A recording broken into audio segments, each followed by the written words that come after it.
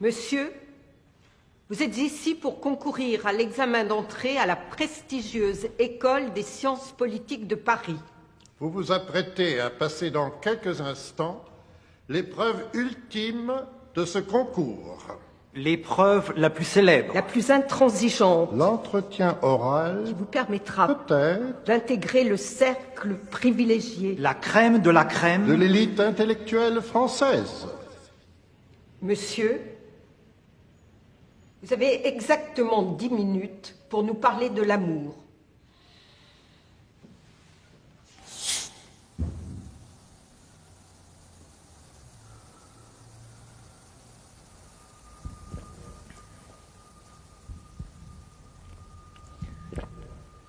Excusez-moi.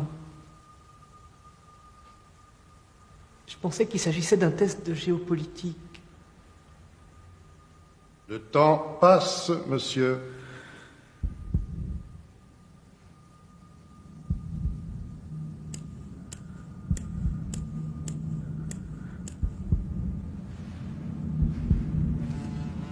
Le temps passe.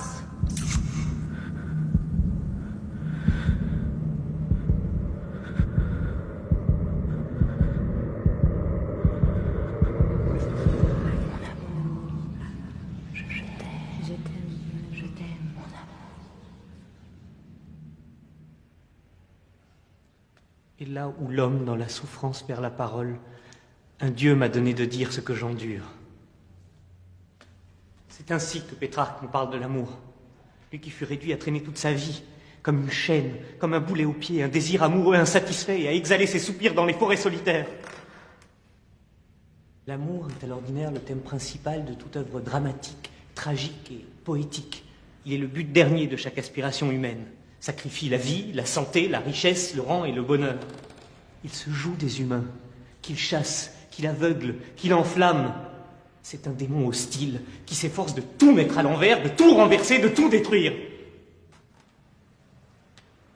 Alors, pourquoi tout ce bruit, toute cette agitation autour d'une chose si nuisible?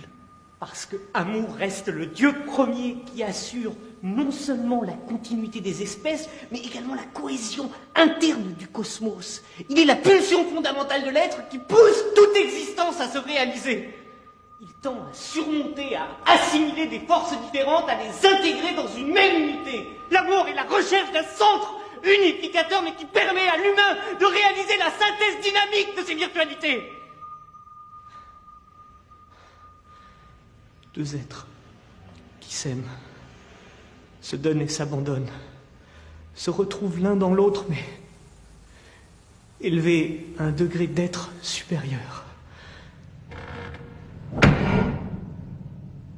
Monsieur, le temps qui vous était imparti est maintenant écoulé. L'entretien se termine donc. Pour votre information, veuillez savoir que l'amour est un fleuve d'Extrême-Orient de 4354 km. Le troisième plus grand fleuve du globe, formé par la réunion de la Argoun et de la Tchika. Il sert de frontière entre la Sibérie et la Chine du Nord-Est et se jette dans la Manche de Tartarie.